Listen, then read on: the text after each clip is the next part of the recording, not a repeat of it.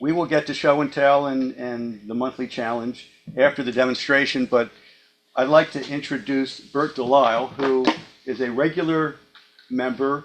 He's a member now in the club, but he's a regular in the coffee hour that John's been doing. I think we're up to 287. I think we did 287 this week. And Bert is there, I think, every week that I've been there. Bert's been there. He's a great turner. He's a great personality. He does a lot of different things. Tonight he's going to demonstrate turning a wig stand. But before he does that, Bert agreed. I asked him if he could show some of the other work he does. It's pretty fascinating and clever and intricate and creative. So Ben, or Bert, I'm sorry, we'll turn it over to you. Okay. So hopefully you guys can see me. Very good. Yep. Okay, I can. Yeah, if you guys respond to this is IRD, so if you see something, yell it out because I've got my headset on so I can hear you. Like your Canadian hat. Yeah, well, that's it keeps my hair. There's going to be lots of chips flying, so I like to keep the dust out of my hair. Yeah. And it happened to be a Canadian flag on it, so hopefully that doesn't offend anybody. Anyway, we were talking earlier about wood turning is great, and tonight we're going to talk about wig stands. But I do a lot of different things, and I do a lot of urns. This is a fishing reel urn. It's about 7.5 inches in diameter and about 8 inches tall, and it's a collaboration. Stu Bremner, one of our local guys, he did the base work and the crank. I did the spool, and so that's just one of our collaborations. I had a neighbor passed away, and the neighbor's father was passing away, and they wanted to have an urn for him, and he was a battalion commander in Vancouver, British Columbia, and they wanted a fire hydrant urn, so that's what I ended up making for them. And there's one for wood turners. It's I used my Vicmark chuck as the inspiration to make that one. And so the spindle fits on the lathe adapter fits on the spindle, and the adapter is actually the fill hole for the urn. So that's a fun one. Then I made a lot of Christmas ornaments over the years. A couple of years ago, I did these candles, and I call this one here Hickory Dickory Dock. Just a fun thing to make. Those are really a lot of fun to make. They're quick and easy, and kids love them. There's one year I made a bunch of birdhouses.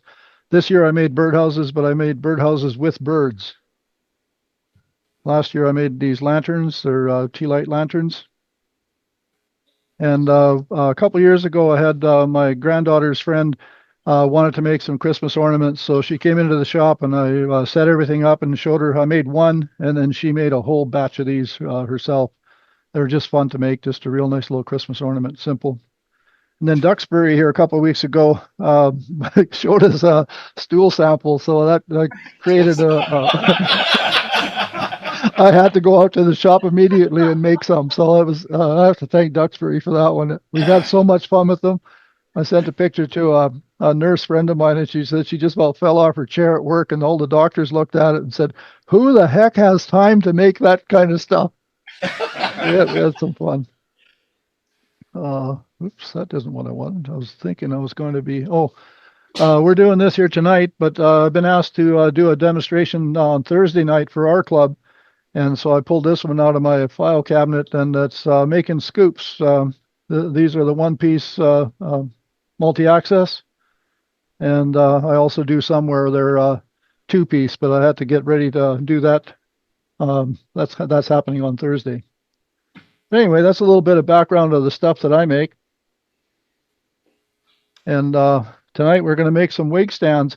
I was talking earlier about wig stands. Our club has made over 270 since we started the program. And I was looking up my notes on the very first ones.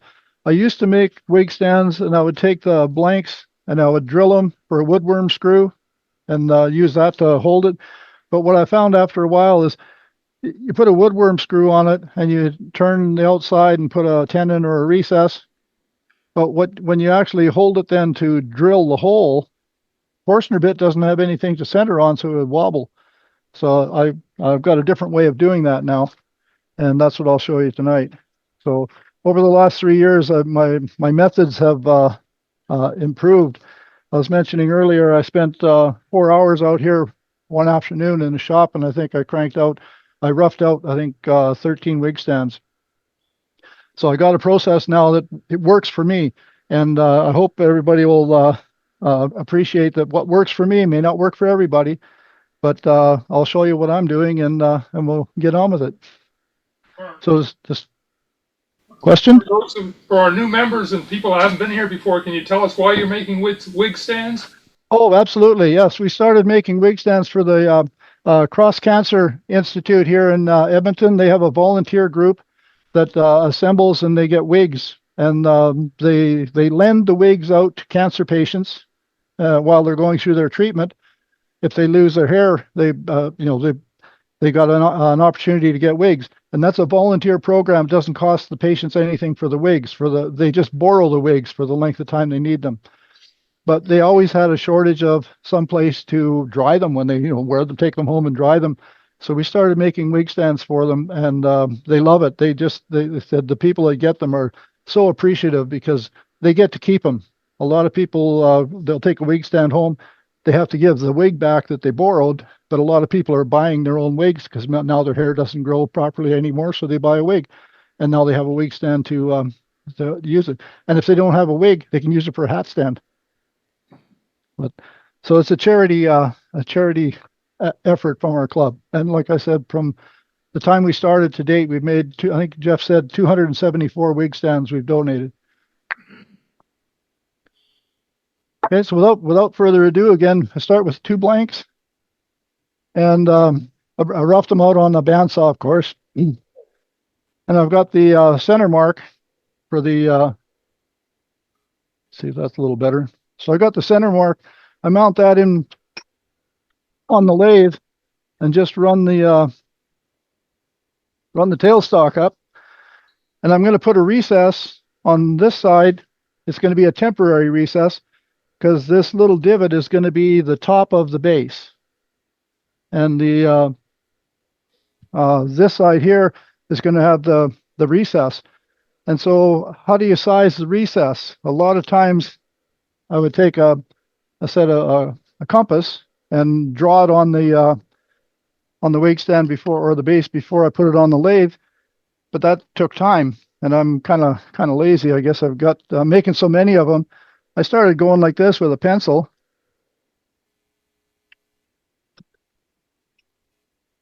and now I know exactly how big I have to make the recess for this jaw. And I've got these jaws open about 1/8 of an inch, so it's almost perfect circle. So now when I get around to making the finished recess, I already know how big to make it. Bert, what size are your blanks? This base is nominal 6 inches, and I start with the top is nominal 5 inches. But like say nominal, so it could be a little less, it could be a little more. And the top's usually anywhere from 4.5 to 5.5, because they just think about what your normal hat would be, and as long as it's smaller than that, a wig will fit on it. On the base, I put a temporary tenon, and then I can turn around and put finish the bottom complete. And when I do the top, I use a tenon rather than a recess. So get a little bit of room for.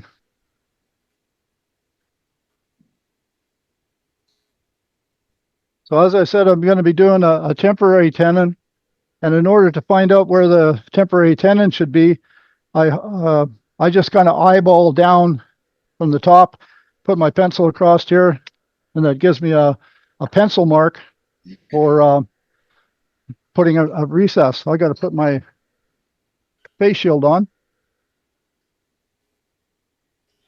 Now you'll notice that I'm just cranking the piece in a friction hold against the chuck. I've driven the little pin in the live center in so that it's in there over 1/8 of an inch into the wood. So I feel perfectly safe spinning it up this way because I don't stand in the line of fire. I'll crank it up a little.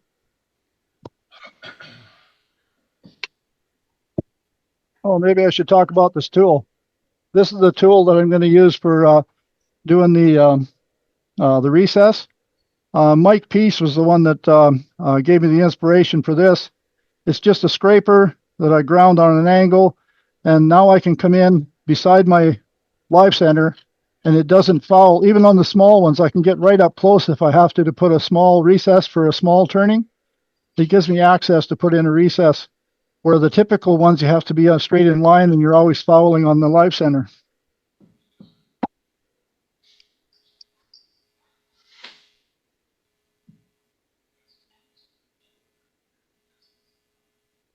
So again, that's the temporary recess.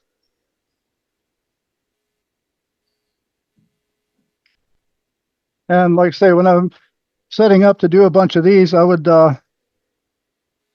do probably 6 or 7 6 or 7 blanks at the same time.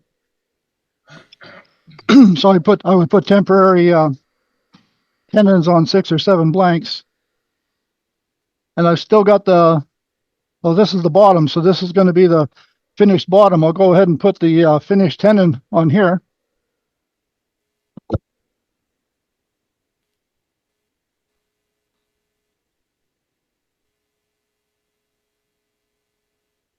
Then I'll take a bowl gouge and I'll flatten the bottom off.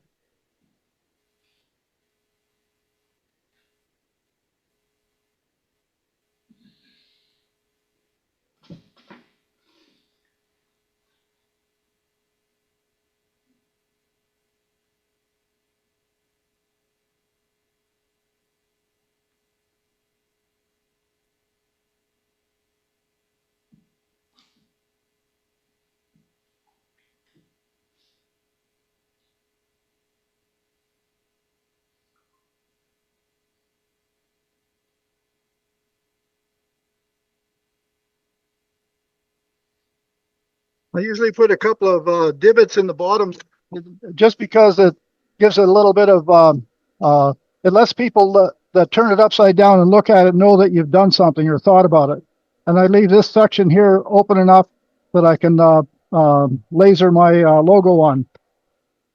I need to make it a little bit bigger.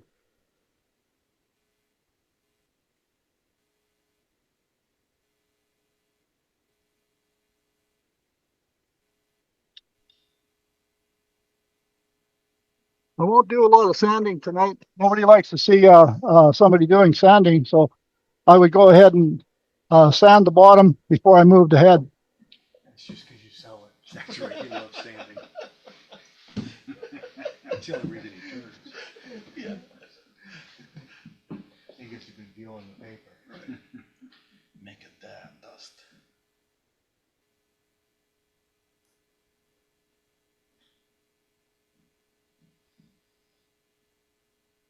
I'm just going to touch this tenon up a little bit, or recess up a little bit.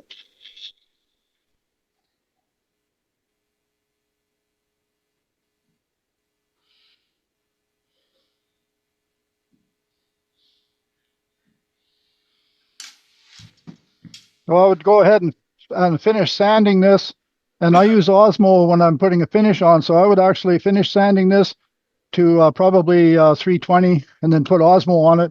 And then the bottom would be finished. I don't have to ever go back to it.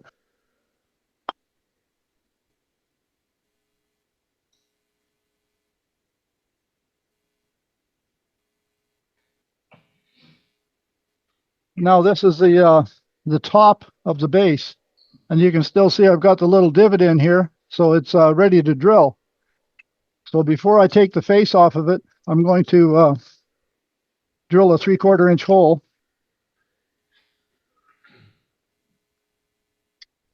Can everybody see okay, or is the angle okay? Yes, it's good. Okay, so I'll slow my speed down a little bit, usually around 300 or 400 RPM. And I know that I'm going to put about a 1/2 to 3/4 inch long tenon on the stem. So I'm just going to make sure I go in deep enough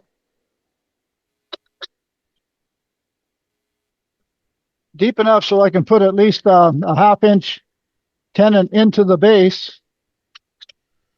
So the hole is actually deeper than what the tenon will be. So that it's got room for glue. If you don't do that, you can actually hydraulic it and you won't be able to get the stem in.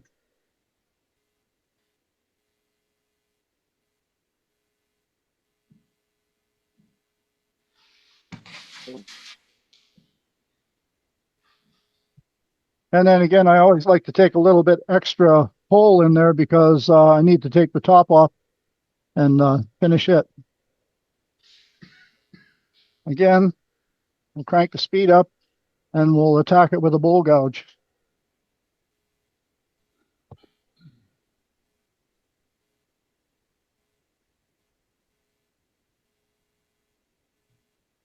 I taper this section here into the hole so that when I put the stem on, it's actually concave. So the edge of the stem will actually always fit a nice shadow line. It won't have any gaps.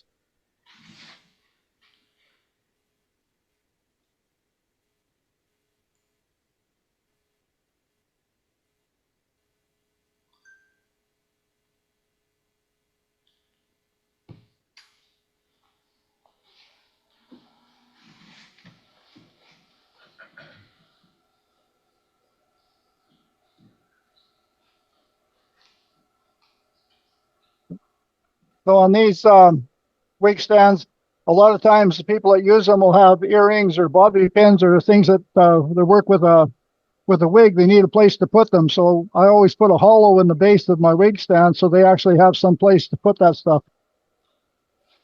And then a lot of times I'll put a cove or design this outside a little bit just to be a little different.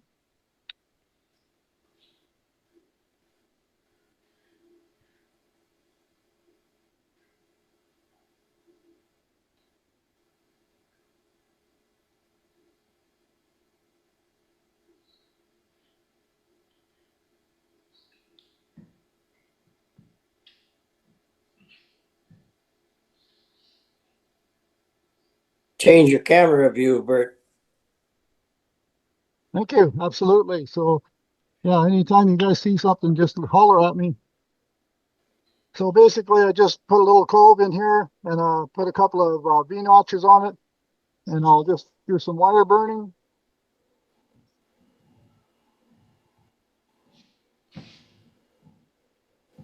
And like I say, I would end up sanding this up to finish on the lathe. I would finish it up to about 320, and I would put my Osmo on it as well. So basically this piece would be finished, and I don't put any finish in the hole. And so I would do this step on a half a dozen at a time. So there's one base that's completed. Okay. Now we go through almost a similar process with the top. The difference being that I need to put a temporary way of holding. I need a temporary way of holding the piece so that I can finish the underside. And again, I want to know how big the recess. I don't really have to know, but I get into the habit of putting this pencil mark on it anyhow, so that when I do flip it around, I kind of know what I'm dealing with.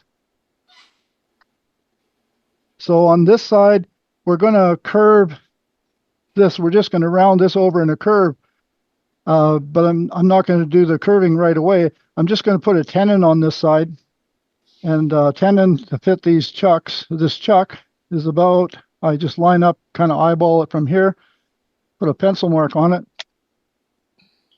and then for making the tenon, I just use a spindle gouge.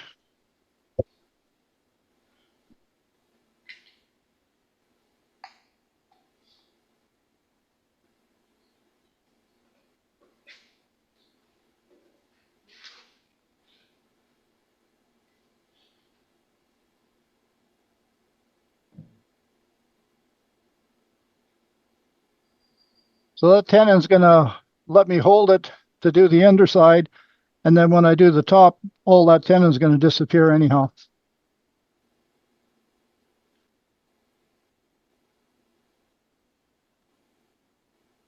And again, I would say if I was going to do a batch of these, I'd have a half a dozen or whatever tops and half a dozen bases, and I would do the same step on each base.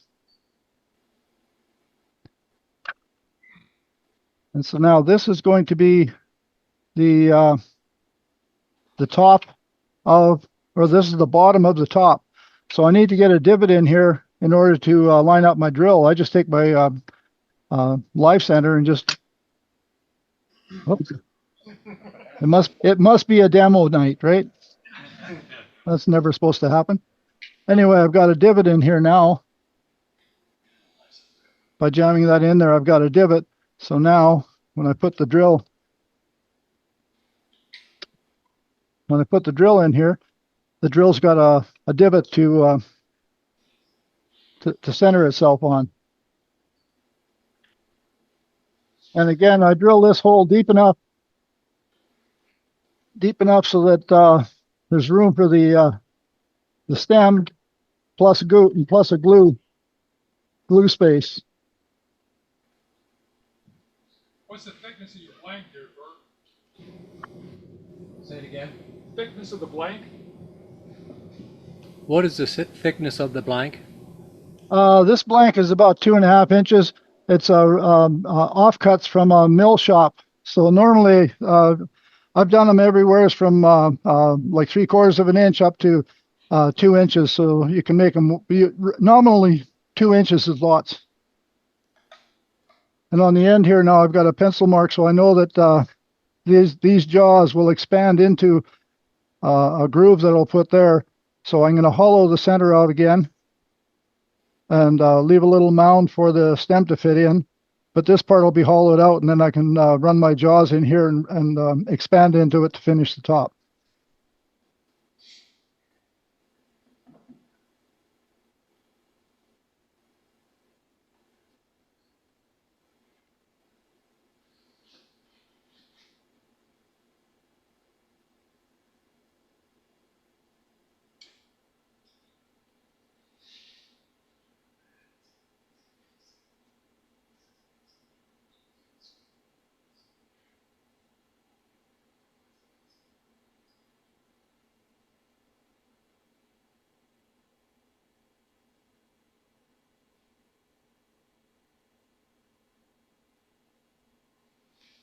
Again, on the top section here, I make it concave where the stem is going to fit so that it has a nice seat all the way around. And now I'll hollow this out.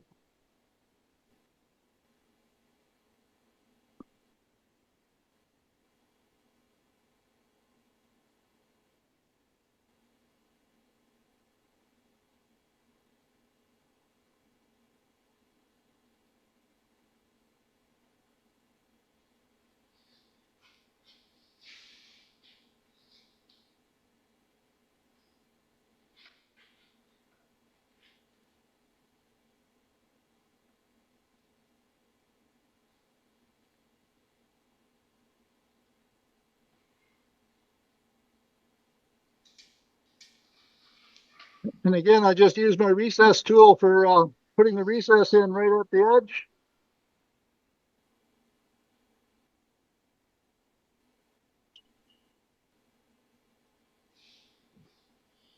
And again, I would sand this part inside, probably up to 320.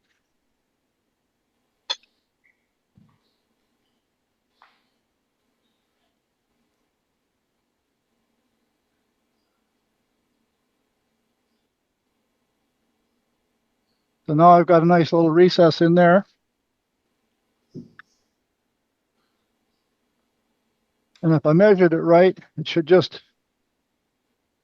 fits nicely on the chuck in expansion mode. And now I've got full access to finish the outside.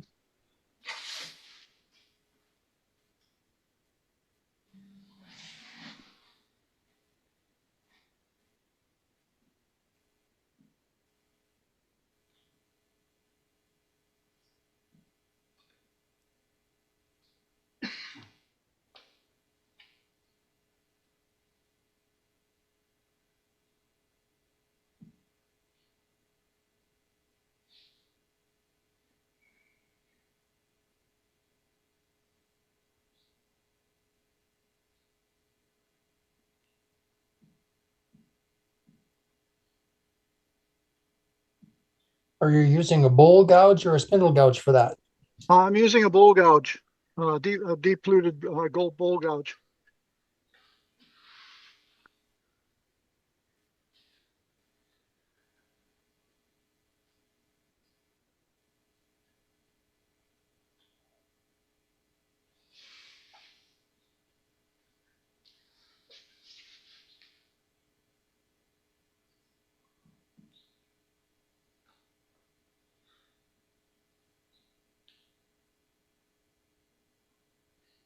And I'll just do a little shear scrape on here to get rid of some tool marks.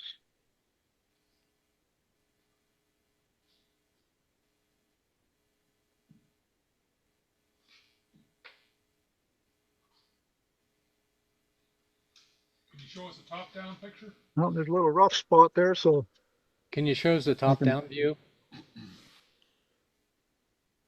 I can feel a little bit of a rough spot with sandpaper. So I just taken a look here, and sure enough, this when I cut it with the bandsaw, there's a little bit of a rough spot here, but I've got full access to it, so I just go back here and cut it off.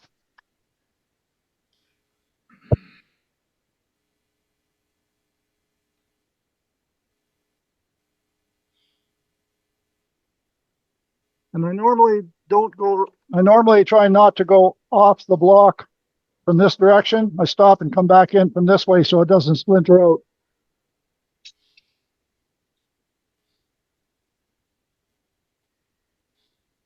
That feels like it's nice and smooth now.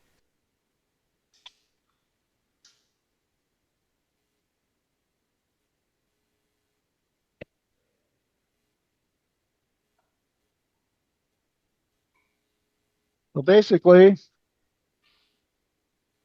I have a top. I'll get rid of this. I've got a base and a top, and I don't know how long it took me to make those, but if I was doing 6 or 8 of them, it wouldn't take much longer to have 6 sets like this. The next step is we'll go to making the stem. When you're And I do using that. your foam sanding pads, are they better than just sandpaper? This is called Sandpaper, and it's a foam backed sandpaper. I really like it. It lasts a long time. It's a little bit more expensive, but it lasts a really long time, and it's foam back, so it's really easy to use. It doesn't get into the very, very fine details if you're making beads and cobes and V-cuts, because the foam takes up some space. But for any of this kind of wig stand or round things, it's beautiful stuff.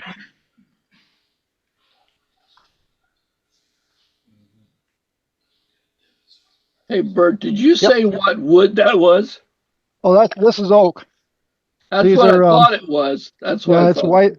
It's white oak, and white oak white oak cuts completely different than red oak or any other wood. It's you might have noticed that there were some pretty heavy gouges happening because it was self-feeding. It wasn't Yeah. a catch. I was on purpose. I was being aggressive, but white oak lets you do that. If it was red oak, it would have taken chunks, like big chunks out. Yeah, you looked like you're running about twice the speed of normal speed.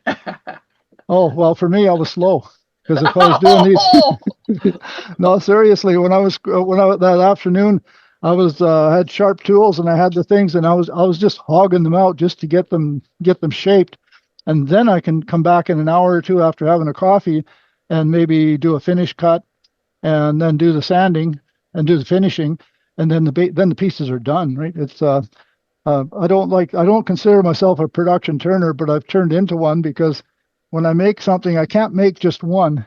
And if I have to make more than one, I want to figure out an easier, fast way to do it. So a lot of people say you can do the cross method to get on center, but this piece is a spindle roughing blank that just came out of surplus material. So I just kind of eyeball where this line is, and then I kind of eyeball on this line halfway between there, and this little spring punch puts a divot in, and that's close enough to center because we've got more wood here than we'll ever end up on the wig stand. And now I got to get another. Oh, you know what? I'm gonna have to get that other center because I normally size everything down to 3/4 inch, so I'll have to get that center that fell. If I can find it in all the shavings. And this must be a demo for this to happen. I see you're using your old man pickup tool. Yeah, yeah. Shavings also keep the tool from being damaged, you know. Oh, that's right. Yes, yeah. It makes it easier on the feet as well. So the reason I have to switch is this live center is 3/4 10. So this is 3/4 of an inch, and you can probably see on here that I've whittled away the end of it. But I use that as a sizing guide for these for the stems I'm going to put on here. Because I drilled a 3/4 inch hole, I need to make a 3/4 inch tenon.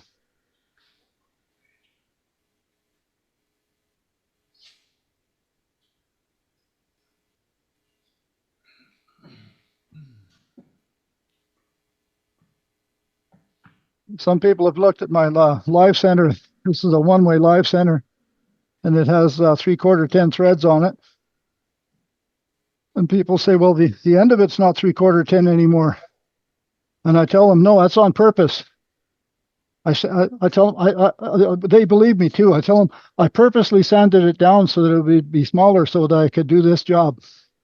And they believe me. It's amazing what people will believe. So I'll start a little slower. Crank it up.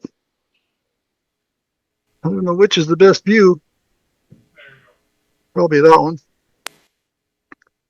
Anchor the tool. Pick up the cut.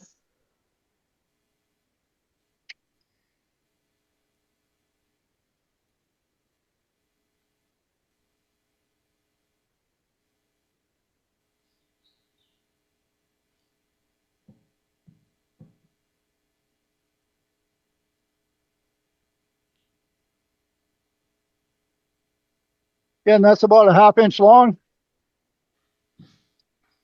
And I use this to size it. This is a 3/4 inch wrench. And I've ground the end down so that it's got a cutting edge. This edge here is actually sharp, and this edge isn't. I move this back a little bit. Set the wrench on the tool rest.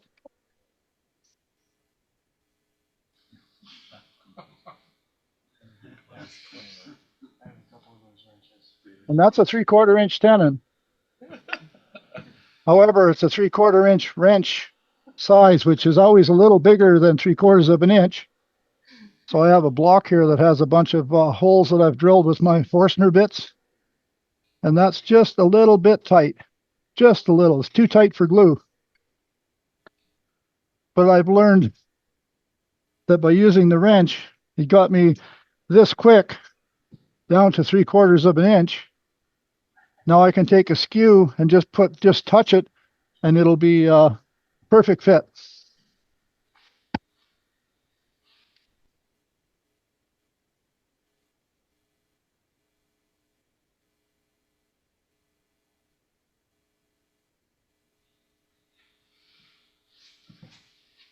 And I undercut the bottom of the tent or the stem. There, that's a perfect fit. Room for glue, and it's snug. And it has a perfect flatter on it there so that it'll sit flat even on the end of the, this is concave and this is countersunk a little. So when you put them together, they'll fit. There's no gap. And I always do both ends of the stick first, and then I worry about the center. How long is that stick? Again, when I'm doing these, I would do the tenons on both ends, and I wouldn't bother shaping the center portions until, if I had a 6 of these made, I would make a 6 of these with tenons on each end, and then I would come back after, maybe going for coffee or whatever, come back and set them up and finish the shaping. How long I found is that that? pardon? How long is that? This one here is might be a little longer than normal. This is 12, 13, this is about 14 inches. They like to have them anywhere from 10 to 14 inches.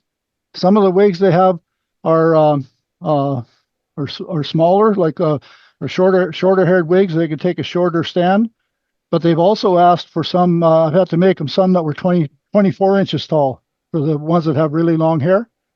So these blanks are this size just because that was the size that the offcut was. I could have cut this down a little bit and made it smaller, but I thought for shits and giggles, I'll just make it. That's how long it is, so I won't bother changing it. I'll just make these wig stands whatever length they are.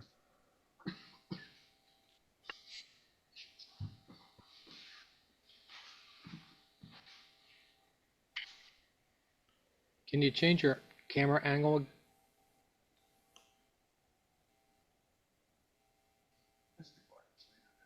Change your camera, Bert.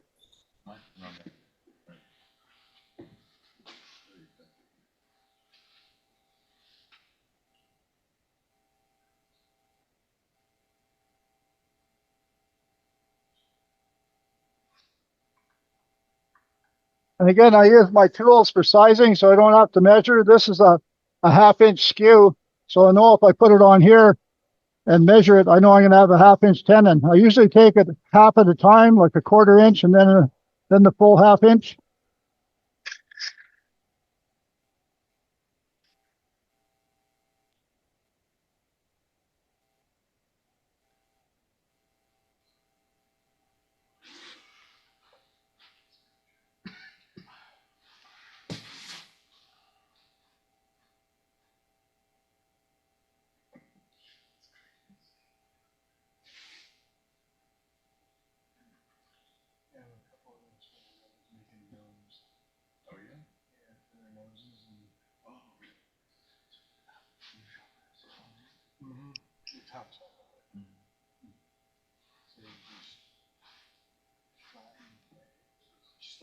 Now we'll just check the fit on this one.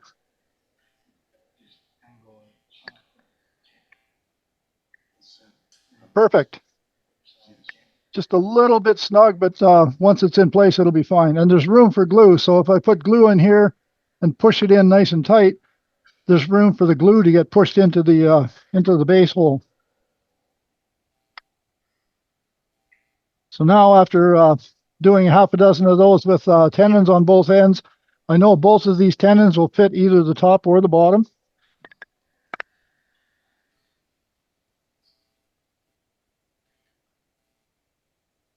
So they fit. Everything's going to be fine.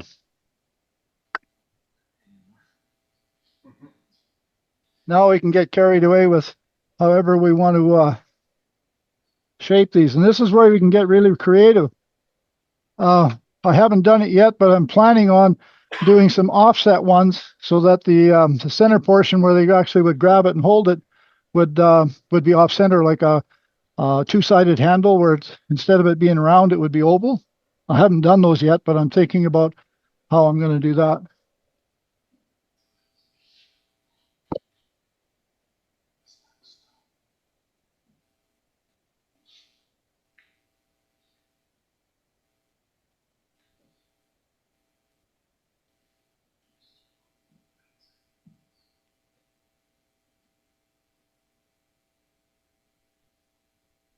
So that's roughed out with a rough and gouge. And I like practicing with my skew. So now I'll do the finish cuts with the skew.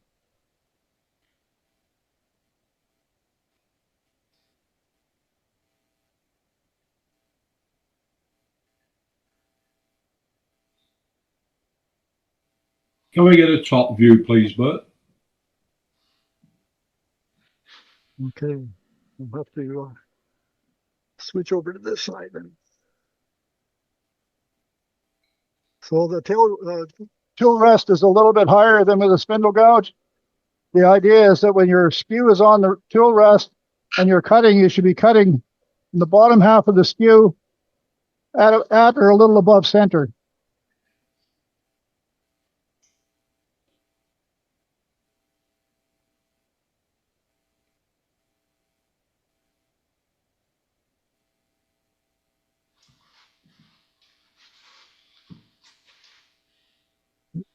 Now this has a real nice crisp edge. It's a little bit too sharp.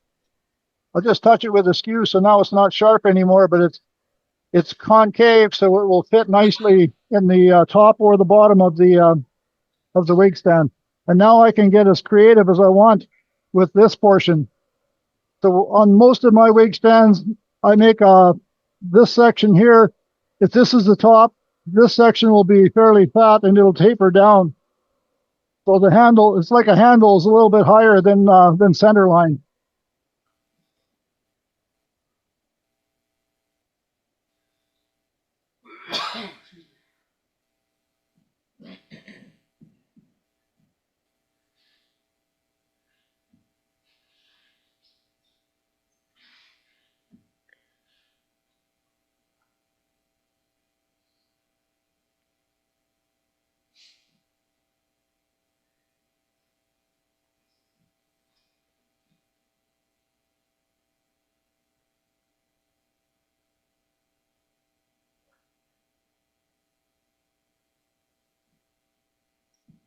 Well, here's a catch.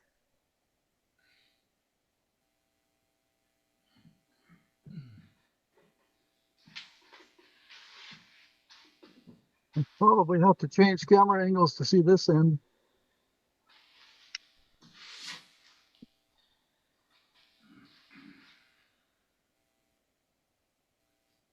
Oh, there's a vicious catch. I wasn't paying attention. Which end is the top again? Say again? Which end is the top again? I don't know if you'll be able to see me over here. I'm on this end of the, move this up a bit. How's that?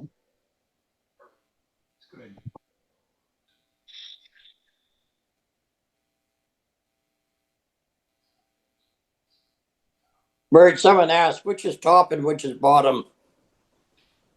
Say again? Someone asked there, they want to know which is top and which is the bottom end of the spindle. Oh, this is going to be the bottom because I'm keeping the heaviest portion a little bit above center line.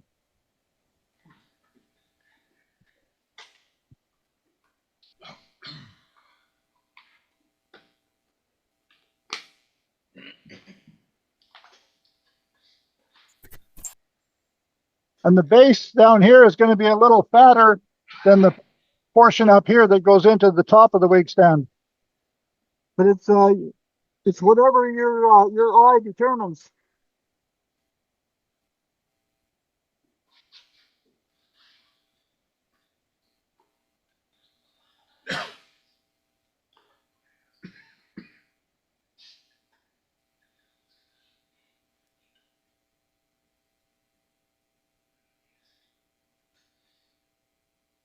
Do you try and size the top and the bottom to the stub you left in the other pieces? Probably have to get closer to the mic. Oh, sorry, just repeat the question. Where's the mic? Right there next to the toolkit. You're the mic.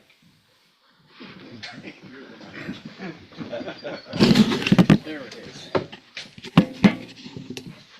So do you try and size the top and bottom of that piece with the stubs you left in the other pieces? Say again? Do you try to size the top and bottom of this piece with the stubs you left in the other pieces? Do you try and match them or taper them together or anything like that? You're talking like on this here is going to be the base, and this is the Right. base. Which camera are we Right. on here? Yeah, so when I put these together now,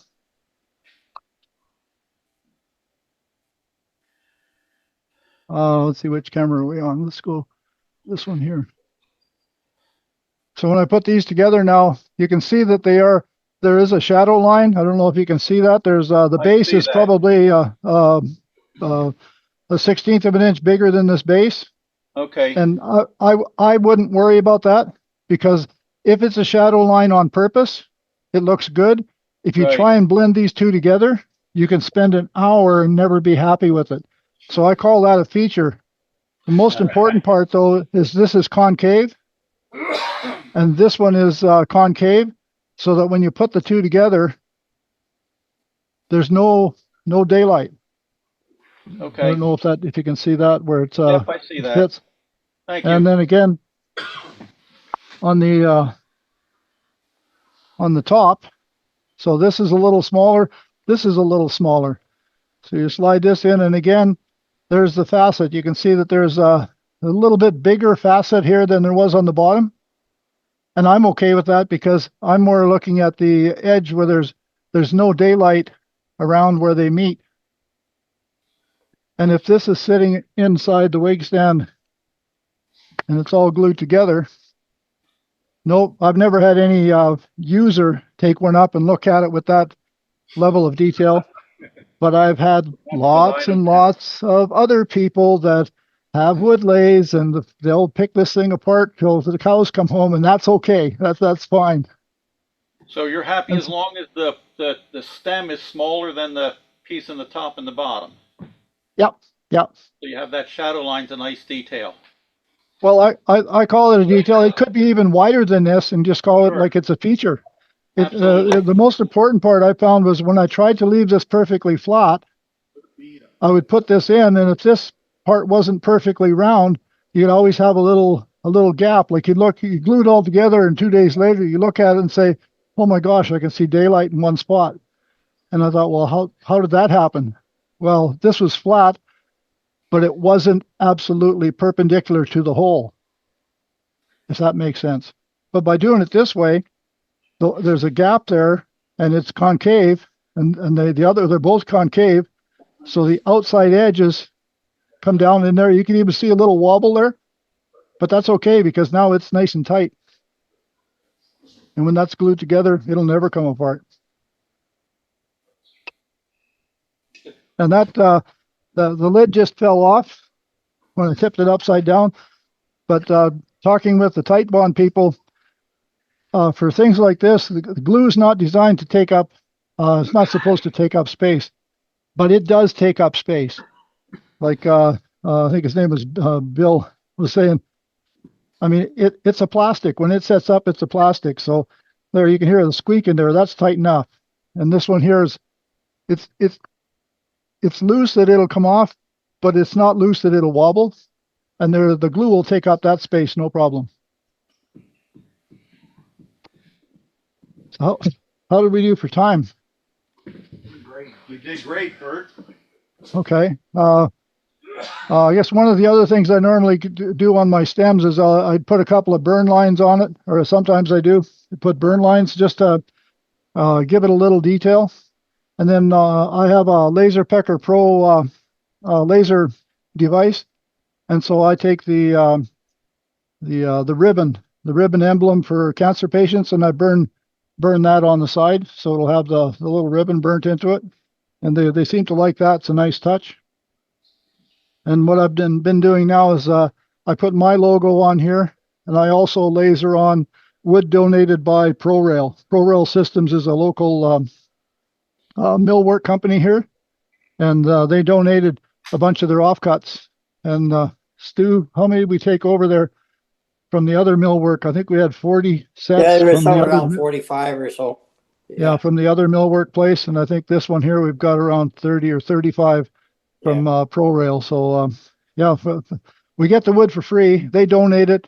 We like to give them credit where credit is due. They're donating it, so we like to make sure everybody knows that they're donating the material. The Edmonton Wood Turners is donating the time. So any comments? By all means, don't be bashful. Does anybody like the way I do it, or have they done it this way, or do they do it differently? Very impressive. You got quite a few of the details. I've made 2 or 3 wig stands, and for me, it's a couple hours for each one.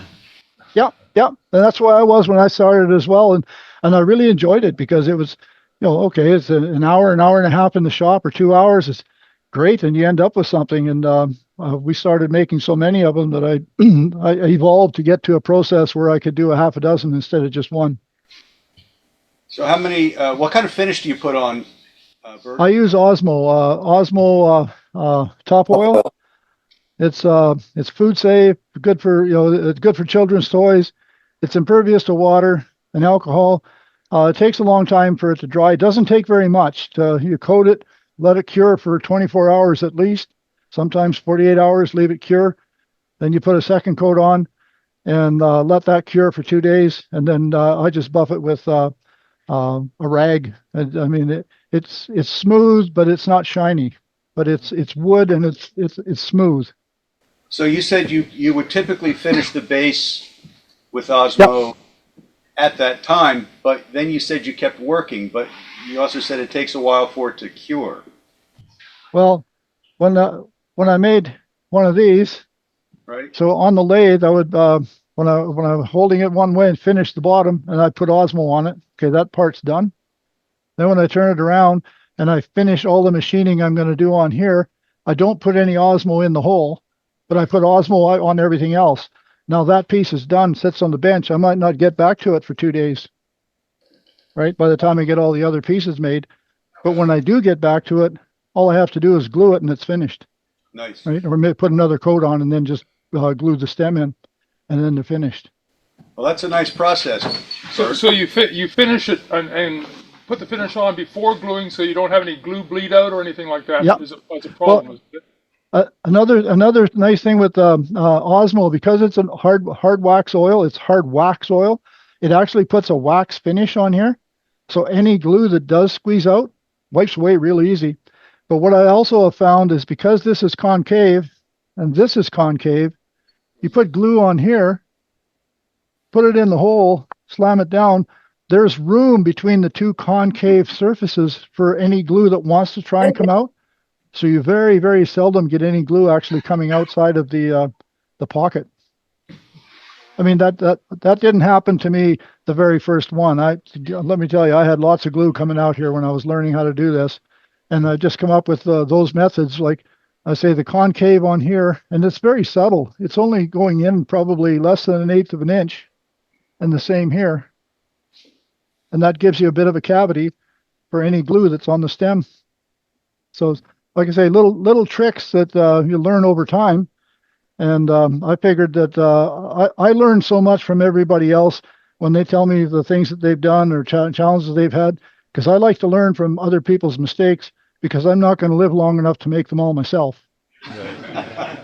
Hey, Bert, is there any consideration for weight of the base and the length of your stem? The only consideration for the length is because they're saying anywhere from 10 to 14. And if you use a piece of 2-inch material for the base, that's for, and 6 inches in diameter, that's really stable. If you put a hat on here, I mean, this is solid. It's, I've never had an issue. I've never had them. I normally make my stems quite a bit slimmer than this, just to get rid of a little bit of weight. But when you think about it, this is going to sit on a nightstand, and the heavier it is, the more stable it is, and they can pull their wig off and it won't tip over. Yeah, so you don't want to turn that too thin. No, you wouldn't. I think the smallest ones I made were probably 3/4 of an inch at the narrower spot. That's but even a 1/2 inch would be strong enough. But when you put a little shape to it, it's nice to have a little bit more material. But there's no hard and fast rule. It's whatever material you have, and then whatever suits your eye. What kinds of wood work the best? Walnut works really good. Maple is awesome. Ash is kind of like oak. It's kind of open grained. It looks beautiful. Like when this is done with Osmo, I've got some Osmo acacia, and with oak, the acacia makes the oak just pop. Really, really, really pops. But as far as for working, maple and walnut are probably the easiest to work with. Poplar even works really good. Oak is probably one of the toughest ones to get a nice finish on, but it looks beautiful once it's done. Oak and ash. Getting back to the Osmo, is that applied with the lathe spinning or with it stopped? I just put it on with the lathe stopped, like because you put it on so thin. Or when you put Osmo on, if you can see it wet, if you've got way too much on, when you put Osmo on, after you've rubbed it in with a little mesh pad, the wood should actually look look dry. It changes color because it's got the Osmo on it. It changes, darkens it a little bit. But if it looks wet, you've got way too much on. So you just keep working it until it almost looks dry, and then let it cure. And then the second coat will bring out a little bit more luster, a little more depth. But it's really, really, really thin coats, and that's what they recommend as well, is many, many light coats. But you don't paint it on like varnish or lacquer or anything. You got to rub it into the wood, and it's almost dry. I had to forget everything I knew about painting and finishing when I started working with Osmo, because if you put too much Osmo on, it's a bitch to get it smooth again, because it clogs sandpaper up like you would not believe. So you don't want to put too much on, and once it You sand cures. between coats? Pardon? No, I don't sand between coats. I might take the non-abrasive pad and burnish it just in case there was some dust in the shop. But that's the beauty of Osmo. It doesn't attract the dust like any other paint finish I've done or any other wipe on poly. As soon as I put the stuff on, it sucks all the dust in the shop, immediately goes to that corner of the room and stays there. And so I got a sand between coats. But with Osmo, you don't worry about it, because even if it hits it, it goes on so dry. But if you put it on properly, goes on so dry that even if sand or sawdust does land on it, it doesn't stick. You just brush it off. What about your friction finish? My friction finish? Friction polish? Yeah, using it instead of Osmo. No, I don't use it because it's not not completely resistant to water. Like it's a shellac and boiled linseed oil, and it probably would work, but I worry about it because it's not impervious to water. Over time, if it gets wet a bunch of times, I think the finish would start to deteriorate, and I haven't seen that with Osmo. But boiled linseed oil works by itself as well, but I just like Osmo because it's got the hard wax portion of it. On your lathe, you have a second banjo. What do you use that for? I use that for when I'm threading. I can have my threading jig mounted in the other banjo, so I can do turning and then spin it around and thread it. And there's been so many times when if I'm doing something really long, I don't want to move my banjo around. I can set both of them up and just go from one to the other. Do you do your laser engraving before finish or after finish done? After the finish. I found if I do it before the finish, it actually burns the wood around and kind of toasts the wood around the engraving, so it makes it not as crisp. But if I do it after the finish, it only lasers where the laser is hitting. It doesn't seem to toast the wood outside of where the laser is actually lasering it. And with Osmo, with Osmo, it lasers fine. I just looked up on the internet for Osmo finishes, and it's got two. It's got wood wax finish and Pollux oil. Which is it that you use? Pollux oil is higher solids, so you'll have a smaller can, and it'll do the same thing. But I use top oil. That's just what I've been using. What do you call it? Oh, the Osmo top oil? Yeah. Okay. Yeah, I got it. Thanks. Yeah, and like I say, it looks like, or it might sound like it's fairly expensive when you buy a can, because the can's not very big, and it costs a few dollars, but it goes a long ways. Like if you put it on properly, it goes on a long ways. Like I forget how many square meters it says that it's good for, but yeah. How do you store that osmos once it's open? Because mine always gets a crust on the top. I don't open it. I drill I put a screw hole. I take a hole and put a screw hole in it, and then when I need some, I just tip it over and squirt it out of that screw hole, and then flip it over and put the screw right back in. I never open a can anymore. I just put a screw hole in it. I learned that from Duxbury. That's a good idea. Yeah, because it's and then it stays. I've got a can of Osmo that I've had the Acacia I've had for over a year, and it's still fine. It's just you just shake it up and then squirt out what I need in a little sample cup. That's those little sample bottles that I use for our stool samples. I buy those at our paint supply store, and I use those if I'm going to do a bunch of Osmo over a couple of days. I'll just squirt a bunch of Osmo into one of those little containers, and then when you put the lid on, it doesn't skin over in a couple of days, and it makes the can full last a lot longer. Do you use a brush or a rag? I use the non-abrasive white pad. I buy it at the paint store as well, but it's non-abrasive.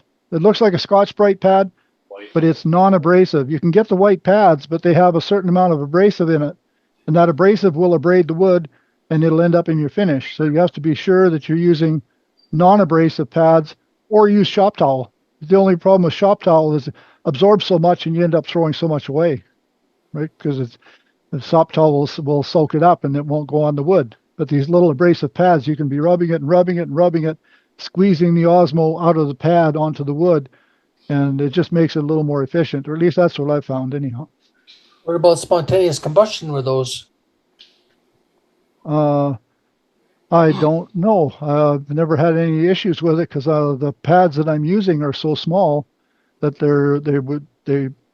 I'd have to look into that. I don't know if Osmo has a warning on that at all because you don't use I don't rags. think it's an issue, Bert.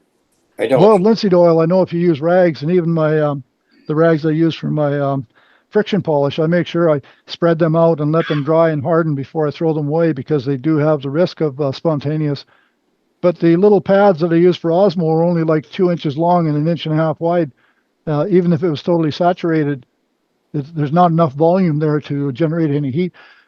At least I've never noticed it, but that's good concern. I mean, you guys should ask the question to make sure. Let it harden. Let it harden in open air before you throw it in a closed container for sure. Any other questions? Bert.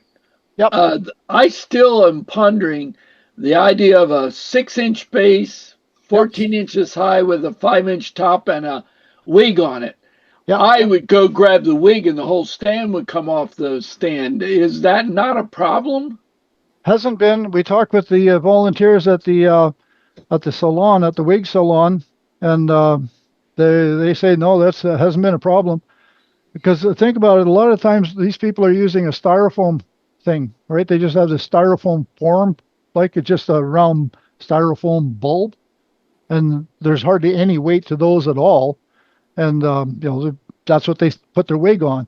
And then when they take it off, they have to peel it off, and that foam thing's flopping around. Well, on here, if the wig part here is slightly smaller than your head, they can grab the hair and just lift it straight off. It isn't going to pick this up. It's not going to grab it tight enough to pick up the wig stand. At least that's what they've told us. I don't use a wig, so I don't know. But I rely on the volunteers at the Cross Cancer Institute, and they love them. They think what we're doing is fantastic. They just love them. I didn't think about it. You're right. They would grab it by the hair and lift it up. Yeah, that makes sense. I would have. Yeah, I don't wear a wig either, so. He's thinking. He's thinking. Woman will watch for you trying one on Thursday. Yeah, there you go. Yeah, Thursday morning, get one and try it. Well, Hey, Bert. You can probably get a virtual wig, Jim, on Zoom. I'm afraid of that. Bert? Yes, go ahead. Okay, that Osmo is spontaneous. It is spontaneous. Yeah. Oh, I okay. always lay my rags, my blue shop towels down flat, or else I throw a bucket of water. And I just clicked back online just now. Let me tell you a second.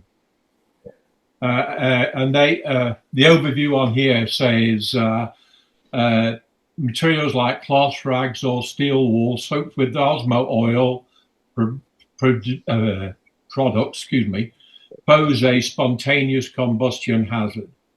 Okay, that's why I use the non-woven pads that they recommend, the non-abrasive pads. Yeah. And such a small piece that when I lay that down within a day, laying on top of the bench, it's as hard as a rock in 24 hours. So I haven't had, but it's good to note. I mean, yeah, if you put it on too thick and your rags, if you're using way too much and your rags are soaked with it, that's valid. That's a good point, actually, Bert, because I never realized that you were using those small pads. I've always used like shop towels, like I did with previously using wipe on poly. Yep. Right? Yeah. And I think that's like I said, I had to forget everything I knew about putting a finish on with conventional stuff prior to Osmo because Yeah.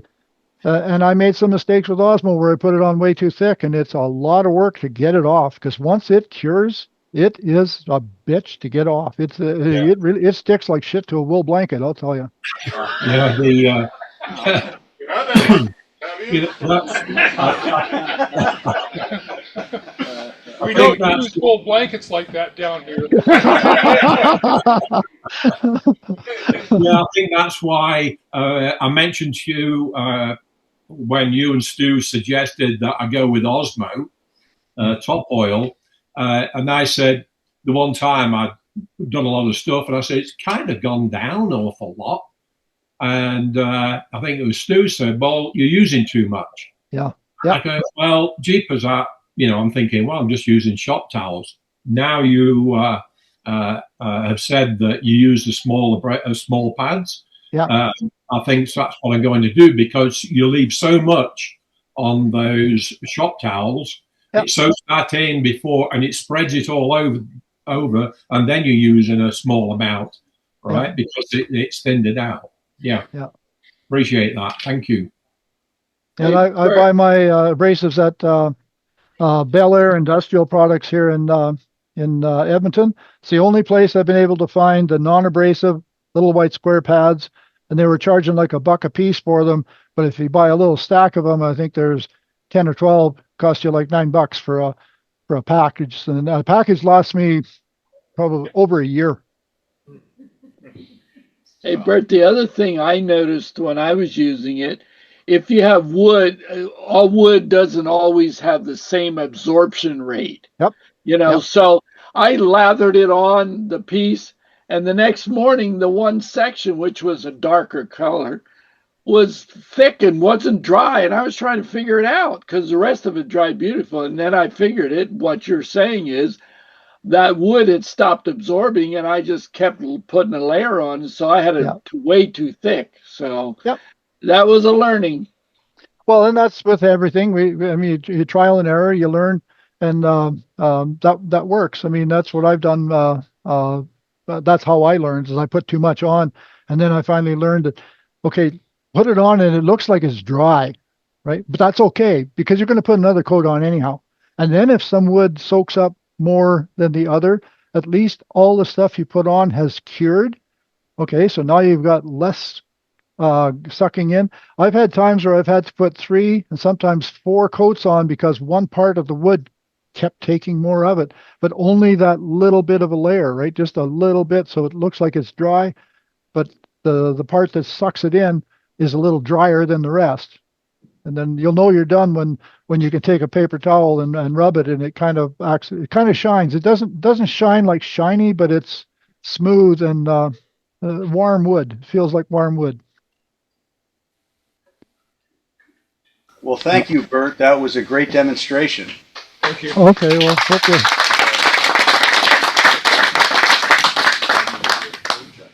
Well, thank you for the opportunity to do it. This has been fun. It's been fun for me. I hope you guys enjoyed it. I know I did.